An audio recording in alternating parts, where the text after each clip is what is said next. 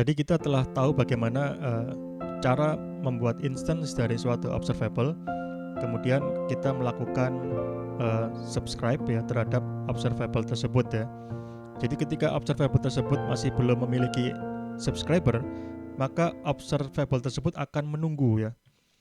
Nah, dengan menggunakan teknik ini, dengan menggunakan observable factories, dengan operator defer, kita tidak membuat suatu observable yang menunggu adanya subscriber ya.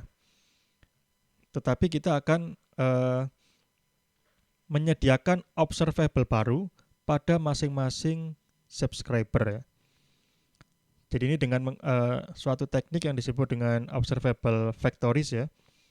Jadi ini semacam mirip dengan factory design pattern, di mana kita membuat suatu factory yang menghasilkan instance dari objek yang kita inginkan ya.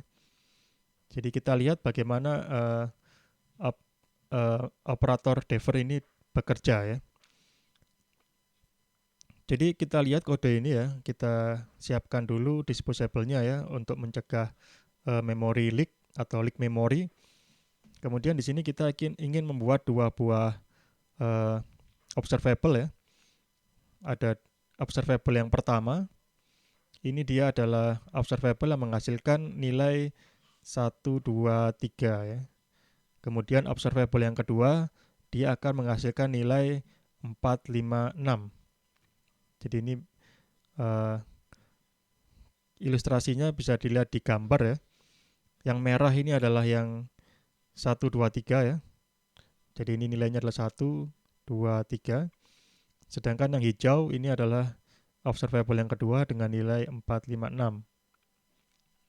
4, 5, 6 ya. Ini kita akan membuat factory ya, di mana dia akan menghasilkan dua macam observable. Yang pertama menghasilkan 1, 2, 3 dan yang kedua menghasilkan 4, 5, 6. Di mana di sini kita random ya, kita ganti secara bergiliran dengan menggunakan flip ya, variable flip. Jika dia bernilai true, maka menghasilkan 1, 2, 3. Jika dia bernilai false, maka menghasilkan observable yang 4, 5, 6. Jadi ini akan bergiliran ini ya. Flip ini akan true dan false ya, karena kita ubah kondisinya dengan operasi ini ya. Flip sama dengan not flip ya. Jadi setiap ada proses pergantian atau instansiasi dari observable, maka nilai dari flip akan berubah ya, sesuai dengan kebalikannya. Dari false menjadi true, dari true menjadi false ya. Nah, kemudian di sini kita akan membuat sekumpulan subscriber ya. Jadi ini menggunakan for ya untuk mempersingkat kode.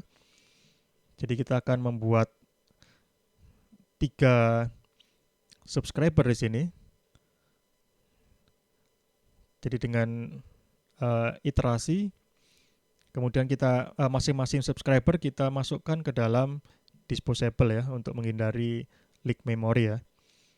Nah, ini silakan saudara coba ya, saudara salin kodenya, kemudian saudara jalankan, dan saudara amati apa yang terjadi ya pada layar ya, karena di sini operasinya adalah operasi print line ya.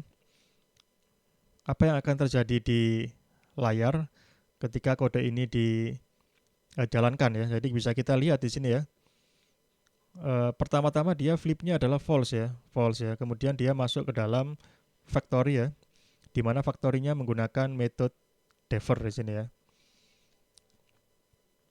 Flipnya false ya, kemudian flipnya dinegasikan, dia not flip, jadi dia flipnya nilainya true ya. Nilainya true berarti if flip, berarti ini if true, berarti dia yang pertama-tama yang dicetak harusnya dia adalah 1, 2, 3 ya. Kemudian pada iterasi yang kedua, maka dia harusnya masuk yang false, jadi 4, 5, 6. Kemudian iterasi berikutnya kembali lagi ke 1, 2, 3 dan seterusnya ya. Jadi silakan saudara coba sendiri di IntelliJ IDEA apa yang akan terjadi di layar, dan saudara dapat simpulkan ya perilaku dari metode defer ya.